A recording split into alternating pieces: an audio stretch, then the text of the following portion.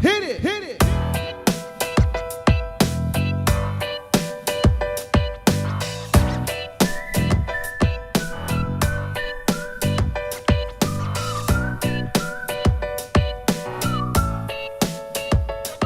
Hi, welcome to the Marley Bird YouTube channel. In this video, I'm going to show you how to make this super cute peppermint scrubby.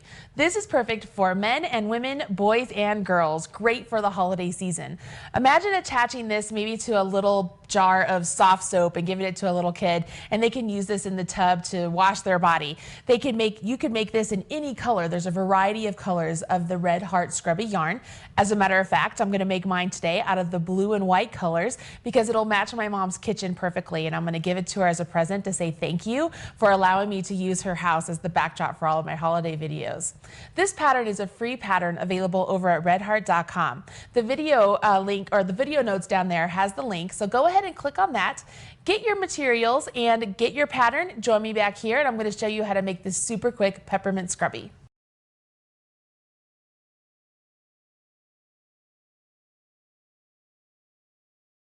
Okay, you have your pattern and your materials. Let's go ahead and jump in and get started on this really cute scrubby. As you look down here, you can see that this scrubby is essentially just one big circle, changing colors every 2 rows. We create this circle by doing double crochets and increasing the number of double crochets in the stitches as we go out.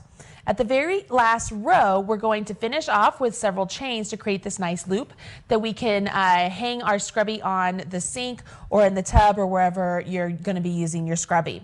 We're going to go ahead and we're going to cut our yarn every round instead of carrying the yarn up. The reason I want to do that is because I don't want to have floats going across the white or the red as I'm working along, and I don't want that for little fingers to be able to get into those as they're using this, whether it's to scrub the pots and pans or to wash their body. So we're going to cut the yarn and just weave it in at the very end. What we're going to do here at the beginning is I'm going to get you started with the beginning round, and then work this round 1, and then work round 2, and then we're going to talk about the subsequent rounds because they're virtually identical to the first couple rounds. It's just we're going to increase the number of stitches we're going to do. So let's go ahead and jump in and do that. I'm going to move this cute little scrubby aside, and I'm going to go ahead and I'm going to grab my blue color, which I'm using in place of the red. I'm going to start off with a slip knot, and I'm going to put that directly onto my hook. Now, I am using a size hook that's larger than suggested in the pattern because I feel like it's easier for you to see the stitches as that may be in this video. It's already difficult to see the stitches with this yarn because it has this really great eyelash effect to it. This yarn is fantastic for dishcloths, which is why Red Heart called it scrubby, but it's a little bit tricky to work into. You have to use your fingertips to really find the stitches and then kind of let your eyes kind of focus out. You have to disregard all the eyelashes and find the holes where you're going to be putting your hook. It's really not as difficult as it sounds once you get going, but it's hard to show you on camera. So I'll talk you through as best I can. Once I have my slip knot on my hook, I can go ahead and I can begin with my chain 4. 1, 2, 3, 4. And then I'm going to join with the slip knot into the very first chain. Now already it looks like a hot mess, right? It's hard to get in to find where that stitch is. But I can feel right here, there's my slip knot, and I can see if I let my eyes kind of fade out, or unfocus I should say, and not see the eyelash, I can see that that's where I want to put my hook. So I'm going to put my hook right there, and I'm going to join with a slip stitch, which is just yarn over and pull through the chain and the loop that's on my hook. What I have here is I actually have a ring. I have a ring right there. My finger, I'm trying to put my finger through it. Can you see? There we are. So I have a ring that I'm going to begin working into. So with round 1, it says with color A, which is what I'm using, I'm going to chain 3. So 1, 2, 3. And that counts as a double crochet. What I like to do is use these stitch markers and put those where I know the last chain of my beginning chain is, because I know that that's what I'm going to be working into when I come back and finish the round. So I'm putting my marker into the 3rd chain I just created, and I know that that is the chain that's right behind the loop that's on my hook. So I've put my marker into the 3rd chain, and I'm going to go ahead and I'm going to work 11 more double crochets into my ring. So you can see I'm putting my hook directly into that whole ring, that big space. And I'm going to go ahead, I'm going to do 11 double crochets. So there's 1, 2, You don't want to see me count 11 double crochets, do you? Go ahead and finish your 11 double crochets. Join me back here and I'm going to show you how to finish off the end of round 1 changing to color 2, okay?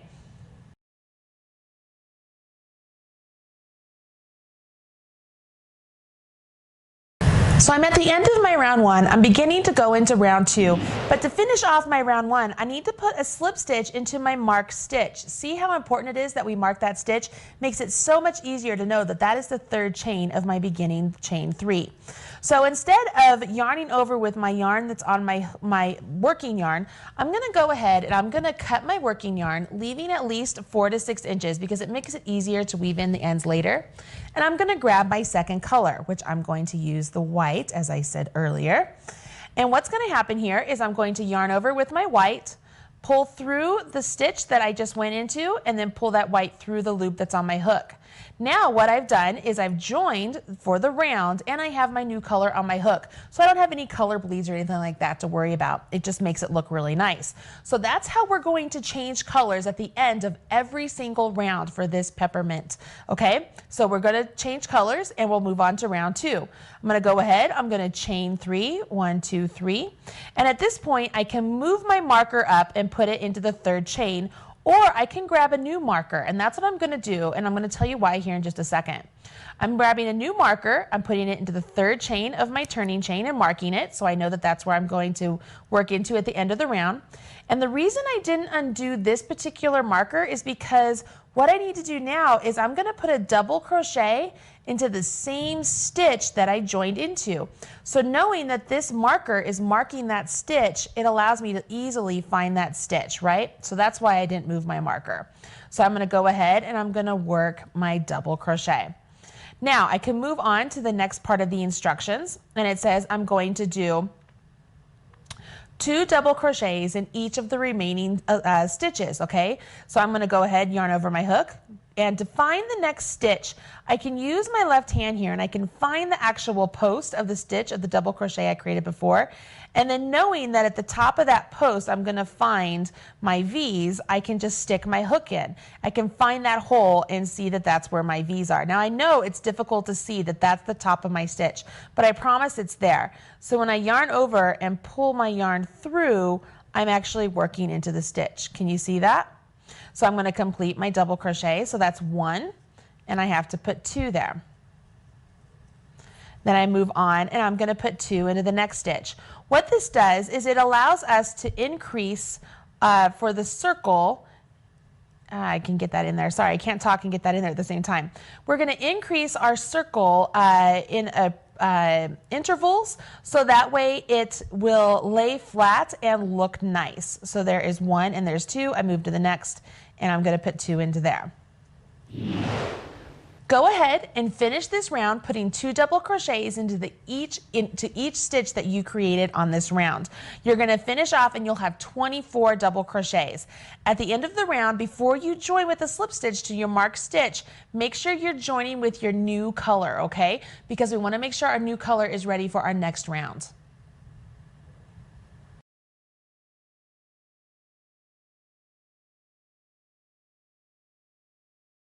All right, so you finished round 2. Let's go ahead and begin round 3.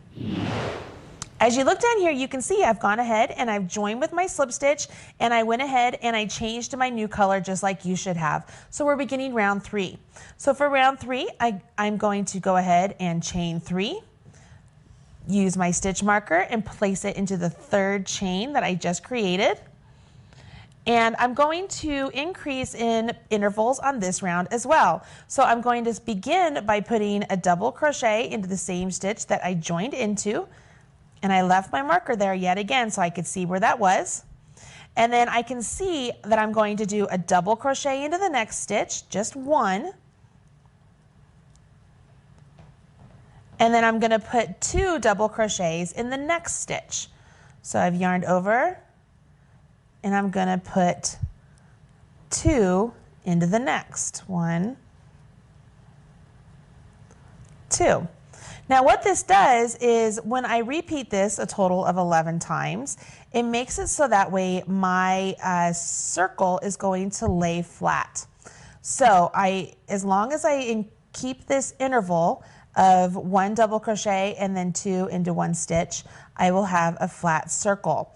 Now this does the same thing usually if you're doing any sort of circles as in even like the top of a hat. But for this particular pattern, she changes it up after this round. So I'm going to set my sample aside and we're going to pull in the pattern.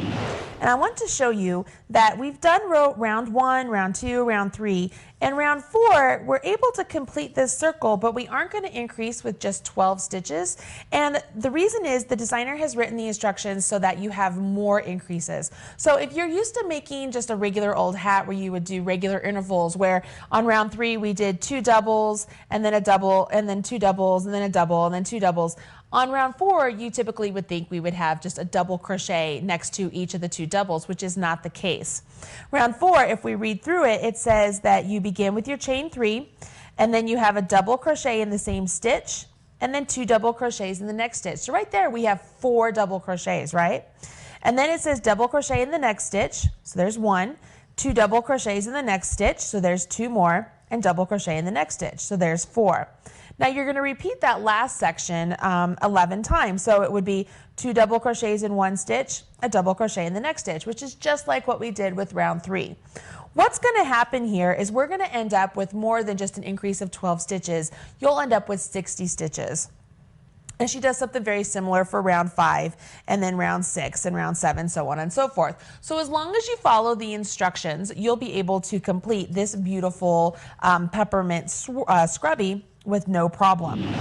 Because you know how to do double crochets and you understand how to do 2 double crochets into 1 stitch, because we just did that, you're not going to have any problem with the rest of this pattern through round 7. The one thing I do want to point out is at the end of round 7, when you join with your slip stitch, you do not want to finish off your work. You're going to go ahead, you're going to chain 12 stitches and put a slip stitch directly into the slip stitch that you did before to create this nice little loop. That's when you'll finish off working with this particular yarn, okay? Once you have that done, your Peppermint Scrubby is complete. And I know you're going to want to make one in every color available of the Scrubby yarn, which is available over at redheart.com, as well as this free pattern and all the other Marley Bird YouTube videos. I hope you enjoyed this video, and you will go ahead and smash that like button, as my kids say. Make sure you hit that thumbs up and come back and join me for more videos on how to use this beautiful Scrubby yarn. Talk to you soon. Bye-bye.